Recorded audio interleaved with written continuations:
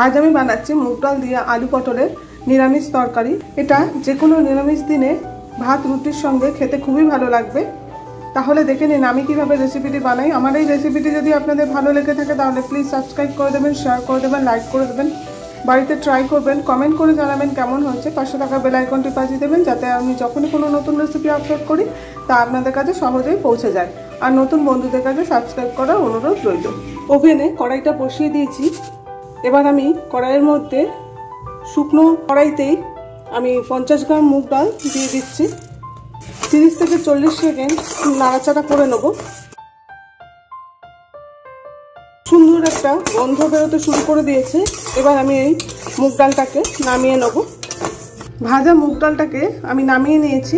এবার এর মধ্যে আমি সামান্য জল দিয়ে 15 থেকে 20 মিনিটের জন্য ভেজোতে দিয়ে দেবো। আর নিয়ে নিচ্ছি 3খানা আলু মিডিয়াম সাইজের, 2টো তেজপাতা, স্বাদ মতো নুন, আদার পেস্ট, একটা বড় সাইজের টমেটোকে টুকরো করে নিয়েছি, 9খানা পটলকে কেটে নিয়েছি। এক একটা পটলকে আমি 2টো করে পিস করেছি। 6খানা কাঁচা লঙ্কা নিয়ে নিয়েছি। ঝালটা আপনারা আপনাদের স্বাদ অনুযায়ী দেবেন। জিরের গুঁড়ো, ধনের গুঁড়ো, কাশ্মীরি মির্চ, হলুদের গুঁড়ো, একটা শুকনো লঙ্কা, গোলমরিচের গুঁড়ো, আর নিয়ে নেব গরম মশলা আর গোটা জিরে। কড়াইটা গরম হয়ে গেছে। আমি সরষের তেল দিয়ে দিচ্ছি।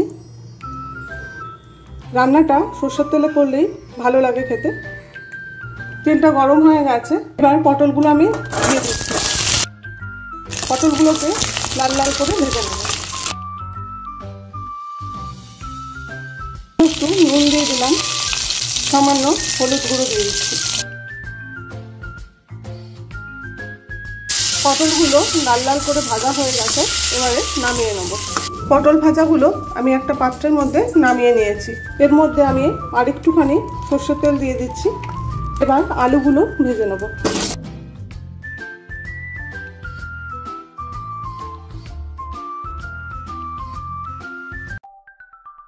আলুর মধ্যে সামান্য হলুদ দিয়ে দিচ্ছি, সামান্য নুন দিয়ে দিচ্ছি।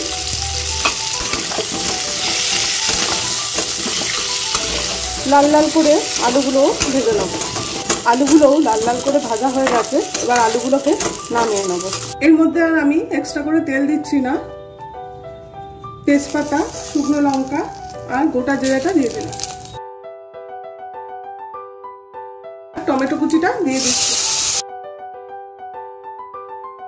স্বাদ মতো নুন দিয়ে দিচ্ছি।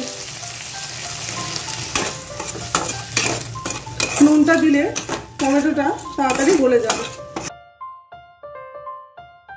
টমেটোটা একদমই গলে গেছে। এবার এর মধ্যে আমি আদার পেস্টটা দিয়ে দেবো। 1.5 চামচ মতো আদা পেস্ট দিয়ে দিচ্ছি। এবারে জিরে গুঁড়ো, ধনে গুঁড়ো, কাশ্মীরি মির্চ, হলুদ গুঁড়ো আর গোলমরিচের গুঁড়োটা দিয়ে দিচ্ছি।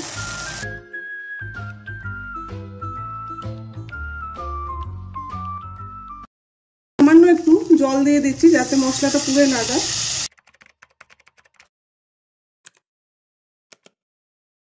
মশলাটাকে খুব ভালো মতো কষিয়ে নেব। 20 মিনিট হয়ে গেছে। ডালগুলো একদম ভিজে গেছে। এবার ডালগুলোকে আমি ধুয়ে নেব। 3 থেকে 4 বার ভালো করে ধুয়ে নিয়েছি। মশলাটাকে খুব ভালো করে কষিয়ে নিয়েছি। এবার এর মধ্যে আমি ডালটা দিয়ে দেবো।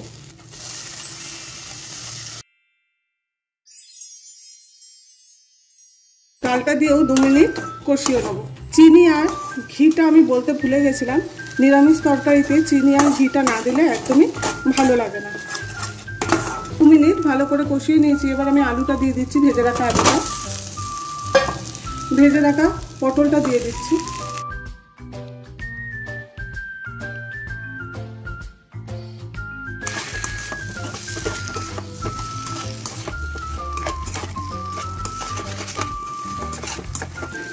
পরিমাণ মতো জল দিয়ে দিচ্ছি যাতে আলুটা সেদ্ধ হয়ে যায়।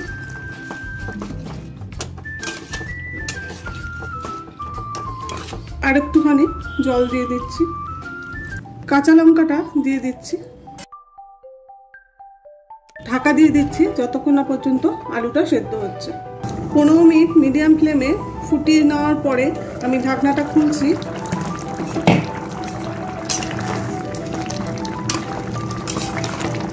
মাঝখানে আমি দুবার নাড়াচাড়া করে দিয়েছিলাম। আলুটা খুব ভালোভাবে সেদ্ধ হয়ে গেছে। এবার এর মধ্যে আমি 1 চামচ চিনি দিয়ে দেবো।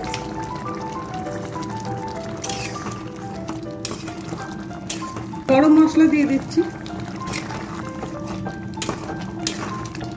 1 চামচ ঘি দিয়ে দিচ্ছি।